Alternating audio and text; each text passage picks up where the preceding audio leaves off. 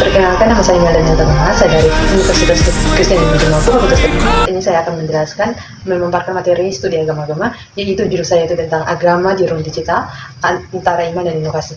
Ya, saya mengamati di tengah perkembangan teknologi, kita melihat banyak ceramah agama di YouTube, dakwah singkat di TikTok, dan postingan relatif di Instagram, bahkan live streaming ibadah di Facebook dan Zoom. Contohnya, banyak tokoh agama kini membuat konten rutin, menjawab pertanyaan jemaat secara live, bahkan memberikan pelayanan postural melalui komentar dan pesan langsung. Dulu kita melihat bahwa agama dipraktikkan di ruang ibadah, tapi di hari ini dakwah bisa viral di TikTok, ceramah atau training YouTube.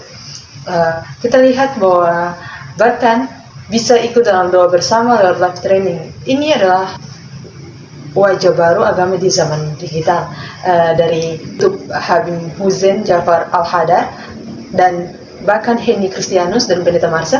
Ini fenomena ini mencerminkan perpindahan ruang ibadah dari bersifat fisik menjadi visual. Gereja, masjid, pura, atau tempat-tempat ibadah yang lain bisa diakses kapan saja dan di mana saja.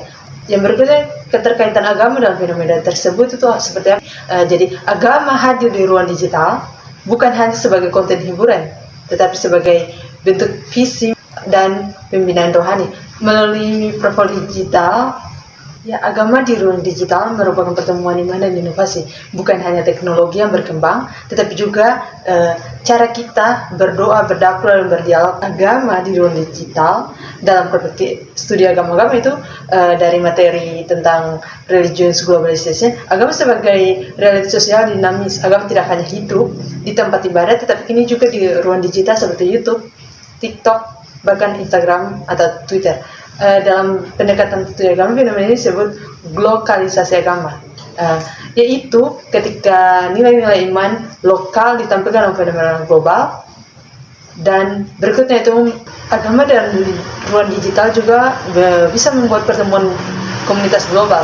Agama menjadi jembatan antar budaya melalui konten yang viral dan lintas negara. Misalnya seorang ustadz dari Indonesia bisa dinonton oleh pemirsa dari Malaysia, Eropa, atau Timur Tengah. Ini menciptakan ruang interfaith dialog antar iman secara informal.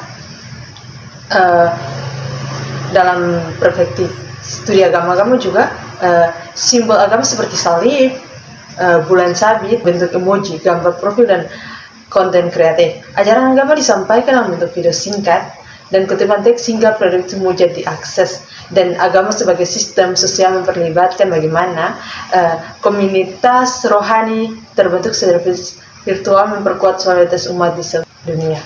Iya, di sini studi agama-agama mengajak kita untuk melihat agama sebagai proses hidup yang terus berubah, bukan hanya kumpulan doktrin, tetapi juga sebagai cara manusia memaknai sama dan teknologi. Ruang digital bukan tentang ancaman, tetapi peluang. Asal kita bijak, iman dan inovasi bisa berjalan beriringan. Ya, terima kasih.